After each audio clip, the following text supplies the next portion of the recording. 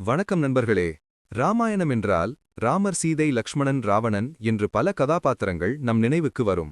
ஆனால் இவர்களில் அனைவரையும் விடவும் தனித்து நிற்பவர், ராமரின் வெற்றிக்கு மூல காரணமாக இருந்தவர் யார் தெரியுமா? அவர்தான் ராமபக்த ஹனுமான். ராமாயணத்தில் ஹனுமானின் பங்கு என்ன? அவரது அளவற்ற சக்தியின் ரகசியம் என்ன? இந்த வீடியோவை இறுதி வரை பாருங்கள், உங்களுக்கு விடை கிடைக்கும். ராமாயணத்தில் ஹனுமானின் நுழைவு மிக முக்கியமான திருப்பம். சுக்ரீவனுடன் ராமர் நட்பு கொள்ள ஹனுமானே காரணமாக இருந்தார்.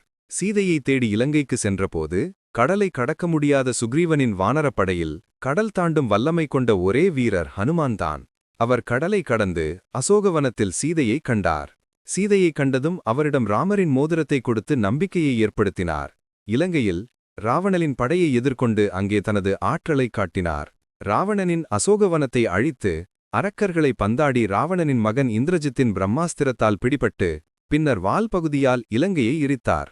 போர்க்களத்தில் லக்ஷ்மணல் மயங்கி விழுந்தபோது சஞ்சீவி மலையில் உள்ள மூலிகையால்தான் அவரை உயிர்ப்பிக்க முடியும் என்று ஜாம்பவான் கூறினார்.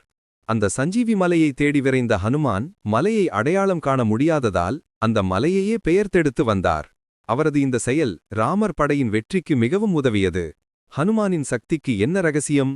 ஹனுமான் பல வரங்களை பெற்றவர். வாயு பகவானின் மகன் என்பதால் வேகமும், பிரம்மா, வருணன், இந்திரன் போன்றோரின் வரங்களால் சிரஞ்சீவி பட்டமும் அழியாத ஆற்றலும் பெற்றவர். ஆனால் இவை அனைத்தையும் விடவும் அவரது மிகப்பெரிய சக்தி ராமநாமத்தின் மீது அவருக்கு இருந்த அசைக்க முடியாத பக்திதான்.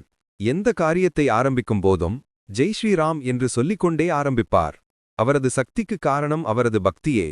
ஹனுமானின் பக்தி, அவரது பலம், அவரது ஞானம் ஆகியவை ராமாயணத்தில் ஒரு முக்கிய இடத்தை பெற்றுள்ளன. ராமர் ஹனுமானை தனது அண்ணன் என்று அழைத்ததிலிருந்தே அவரது முக்கியத்துவம் நமக்கு தெரிகிறது. இந்த வீடியோ உங்களுக்கு பிடித்திருக்கும் என்று நம்புகிறோம். அடுத்த வீடியோவில் ராமாயணத்தில் நாம் அதிகம் அறியாத ஒரு பாத்திரம் பற்றி பார்க்கப் போகிறோம். ராவணன் லக்ஷ்மணனால் போரில் வீழ்த்தப்பட்ட பிறகு ராமர் ஏன் அவனை போரில் கொல்லவில்லை? ராமனின் அந்த முடிவுக்கு பின்னாலுள்ள ஆழமான ரகசியம் என்ன? அடுத்த வீடியோவில் பார்க்கலாம்.